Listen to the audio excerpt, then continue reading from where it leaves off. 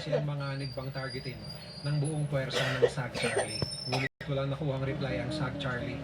Pagsapit ng 12:30 ng tanghali, ang Joshan ay nilak ang kanilang Mark 92 fire control radar sa isa sa mga warships ng SAG Charlie at tumira na ng kanilang harpoon missile ang Joshan. Buti na lang ay hindi naman tumama sa alinmang warships ng SAG Charlie. Ilang sandali pa, sinubukan ng SAG Charlie na i-jam ang radar at communication system ng Joshan.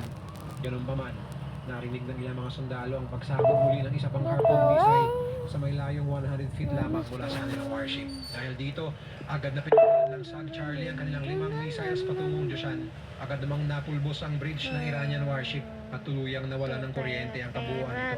Inaasahan nilang lulubog ang Joshan, ngunit gumagalaw ang Joshan sa lokasyon nito.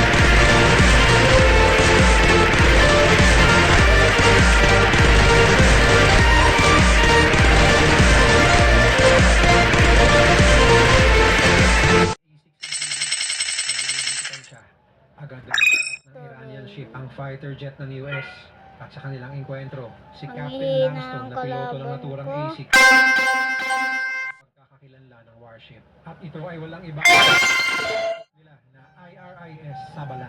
Ilang pa sa pilas na dalawang harpoon missiles guided skipper missiles ang piloto ni Captain Langston na tumama sa Iranian warship. Dahilan para maparalisa ito at mawala ng kuryente. Dahil dito, agad nag-conduct ng mga follow-up attacks at nagpakawala ang dalawang intruder sa lokasyon ng naturang Iran ng karagdagang missiles. 45 na mga Iranian naval personnel ang nasa mula sa enkwentro ito. Hindi nagtagal, isa na namang Iranian warship na IRIS Sahan ang namataan at agad nagpakawala ng mga surface-to-air missiles sa mga American fighter jets.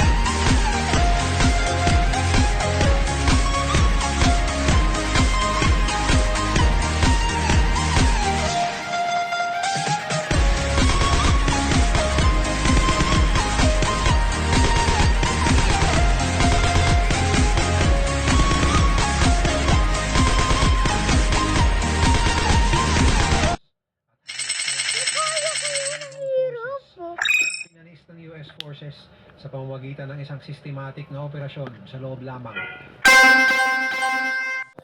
Sa tagumpay ng operasyon ay ang kawalan ng casualty mula sa kanilang hanay. Dahil dito, napilitan ng Iran na itigil ang pag-atake sa mga merchant vessels sa Persian Gulf at sa Strait of Hormuz. At dahil din sa pagpilay ng US sa kanilang puwersa, napilitan ng Iran 4 na buwan matapos ang Operation Praying Mantis na pumirma ng isang peace deal sa pagitan nila at ng Iraq. At dahil sa Operation Praying Mantis, natapos ang 8 taon na girihan.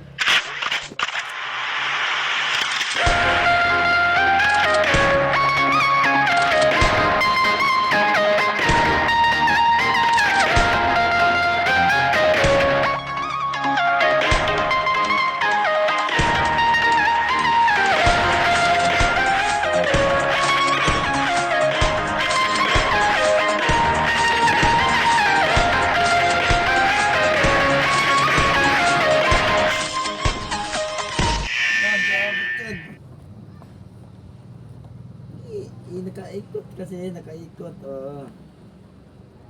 Ano ba yan?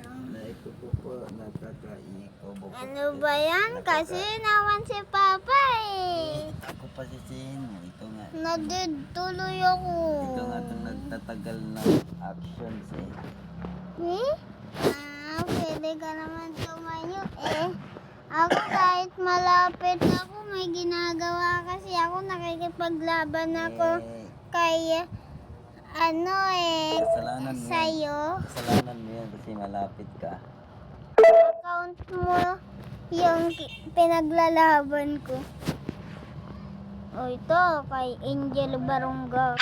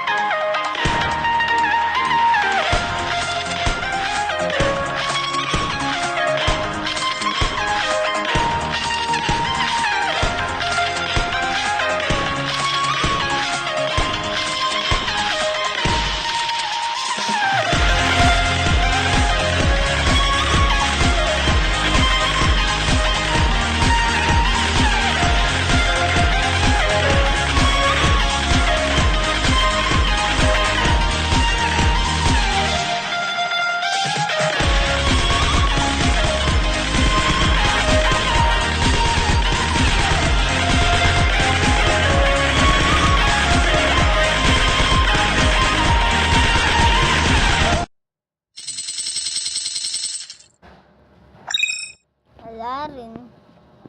Ano rin naman kasi puro talo lahat ng mga nakakalaban ko.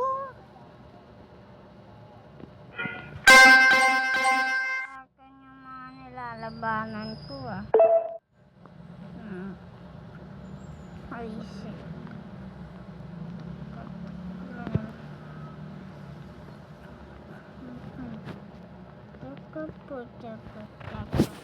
Ito mga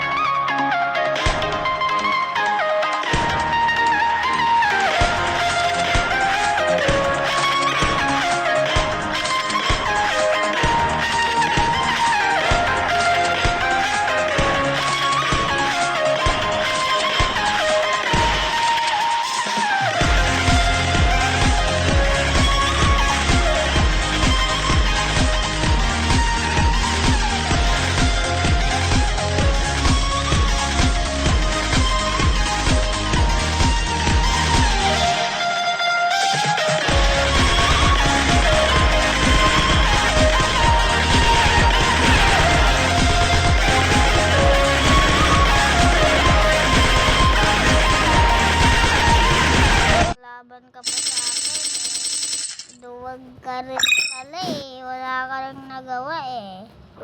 Di mo rin ako natalo. Sabi mo hard ka.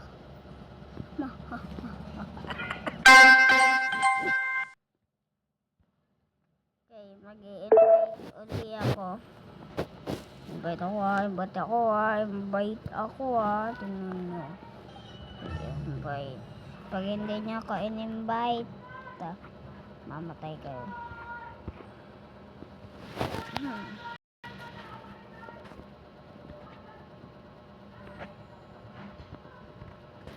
Ay nako, sige guys.